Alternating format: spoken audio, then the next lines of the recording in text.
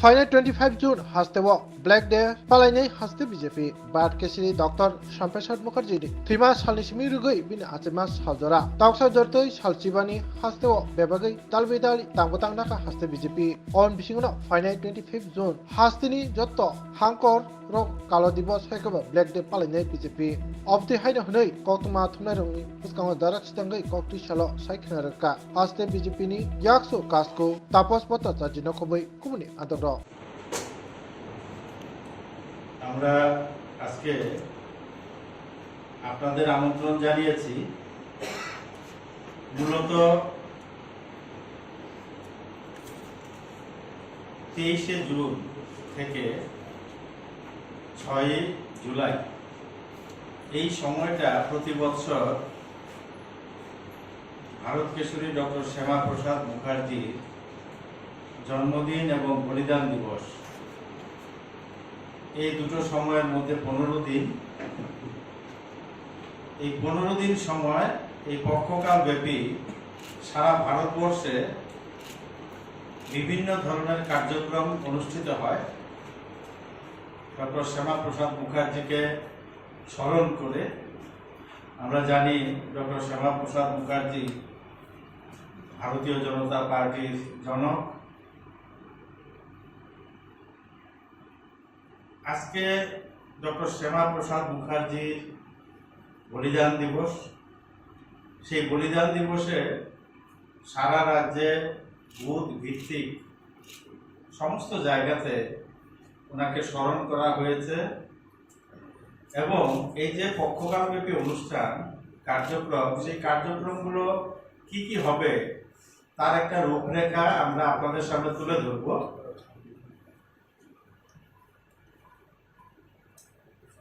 আমরা 15 দিন ব্যাপী যে কার্যক্রম দেওয়া হয়েছে তার মধ্যে আজকে বলিদান দিবস আমরা উদযাপন করেছি।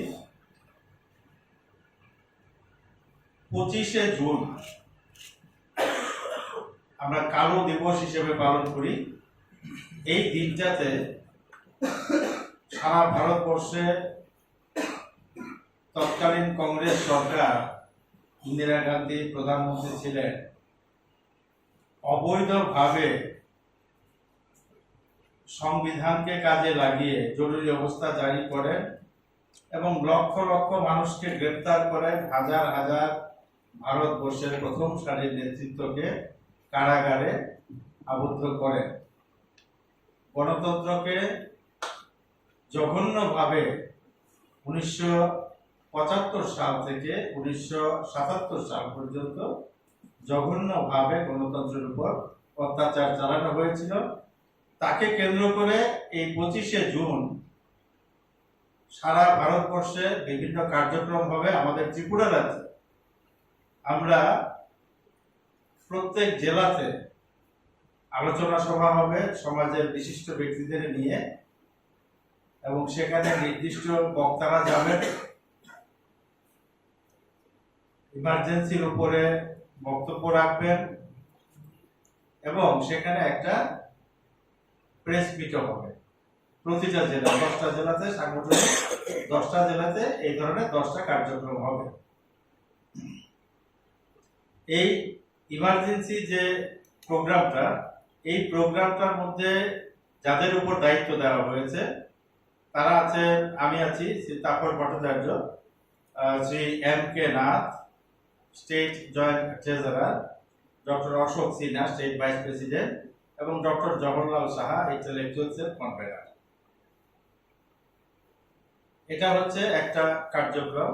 আরেকটা হচ্ছে 30শে জুন প্রধানমন্ত্রী নরেন্দ্র মোদীজি প্রধানমন্ত্রী হিসেবে তৃতীয়বারে শপথ নেওয়ার পর বিগত দিনগুলোতে তিনি যে মন কি বাত কার্যক্রম করতেন, অত্যন্ত জনপ্রিয় এবং প্রত্যেকটা ভারতবাসীর হৃদয়কে ছুঁয়ে যাওয়া একটা কার্যক্রম মন কি বাত, এটা আবার 30শে জুন থেকে শুরু হচ্ছে। 30শে জুন মন কি বাত অনুষ্ঠান সারা ভারতবর্ষ হবে এবং এটা কন্টিনিউ ঘোষ, শ্রীমতী অজন্তা ভট্টাচার্য এবং শ্রী অভিজিৎ মৌলিক। ডক্টর তারপর আছে 23 থেকে 6 জুলাই এই যে সময়টা, এই সময়টাকে কেন্দ্র করে বিভিন্ন কার্যক্রমের মধ্যে আরেকটা কার্যক্রম হচ্ছে এক পে মা কি নাম, মায়ের নামে একটা গাছ রোপণ করা।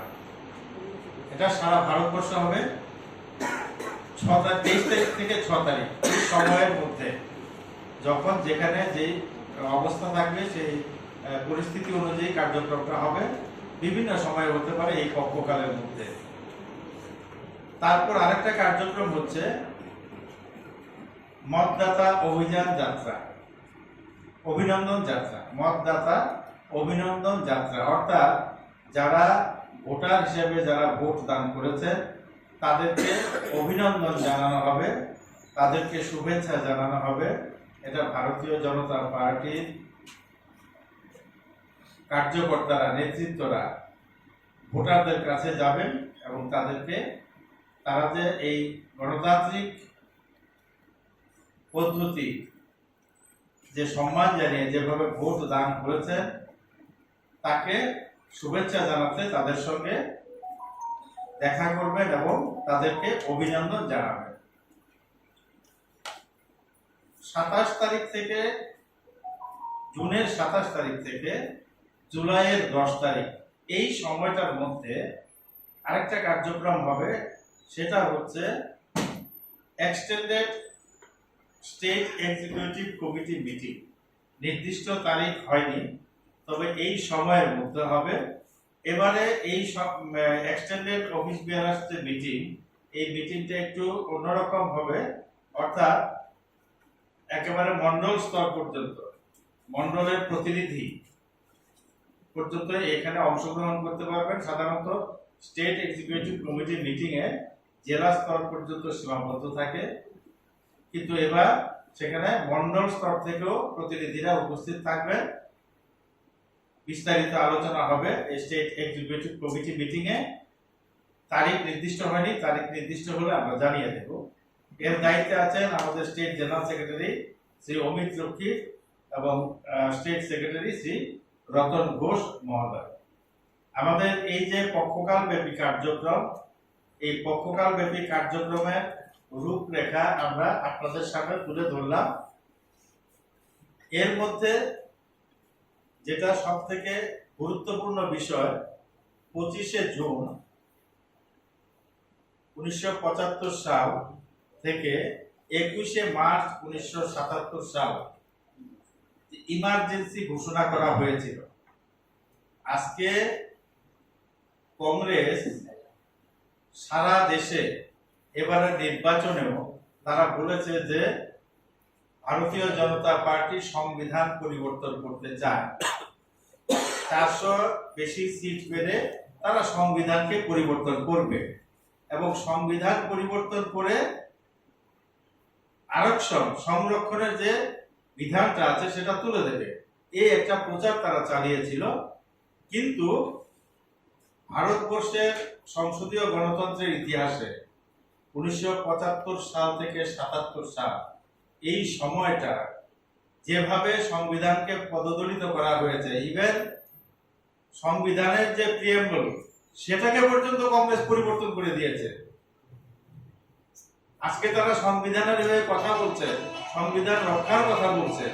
তারা তাদের সংখ্যাগরিষ্ঠতার সুযোগ নিয়ে সংবিধানের রক্ষা কবচকে পরিবর্তন করেছে, প্রিএম্বল পরিবর্তন করেছে, অবৈধভাবে সংবিধানকে ব্যবহার করেছে একচ্ছত্র ক্ষমতাকে ধরে রাখার জন্য। সেই যে কালো দিনগুলো, সেই কালো দিনগুলো সম্পর্কে বর্তমান প্রজন্ম অনেকটাই অন্ধকারে আছে, বর্তমান প্রজন্ম অনেকটাই জানে না। আমাদের উদ্দেশ্য হচ্ছে কিভাবে তারা যে ভারতীয় জনতা পার্টির উপর দোষারোপ করছে একটা অনুমানের উপর ভিত্তি করে, যে 400 বেশি সিট পেলে সংবিধানকে পরিবর্তন করে দেওয়া হবে শুধুমাত্র অনুমানের উপরে।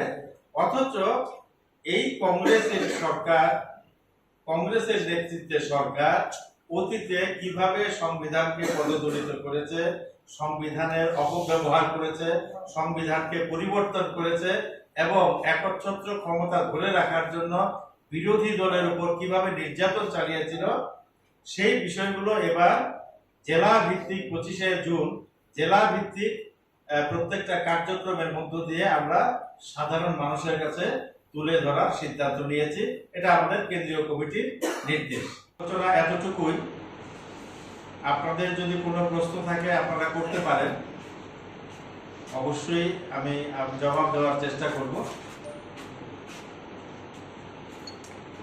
আপনার যে স্টেট এক্সিকিউটিভ এক্সটেন্ডেড মিটিংটা, তাতে কি কি বিষয় নিয়ে আলোচনা এবং প্রাইমারিলি স্টেট এক্সিকিউটিভ কমিটির মিটিংয়ে সাধারণত বিগত যখন হয় তার থেকে 3 মাস আগে থেকে যতগুলো কার্যক্রম হয় সেই কার্যক্রমটার উপরেই রাজনৈতিক ভাবে আলোচনা, অর্থনৈতিক বিষয়ের উপর আলোচনা, সামাজিক বিষয়ের উপর আলোচনা এগুলো হয়ে থাকে।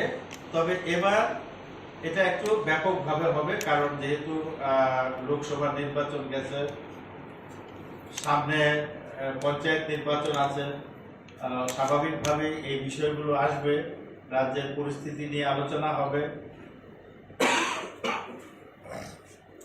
কিছু কিছু ক্ষেত্রে দেখা যায় আপনারা যেসব বিষয় মানে কার্যক্রমের উদ্দেশ্যে যেসব জিনিসগুলো আপনারা তৈরি করেছে তারা সঠিকভাবে এটা পালন করে না। যেমন ধরুন গাছ লাগানো বা ভোটারদের সঙ্গে যেরকম আপনি বলছেন যোগাযোগ করবে গিয়ে, তারা সেরকম যায় না বা সাড়া দেয় না।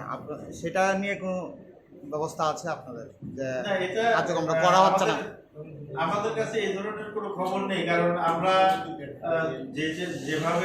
যেভাবে কর্মসূচি নেওয়া হয় সেগুলো আমাদের কার্যকর্তারা সঠিকভাবেই পালন করে।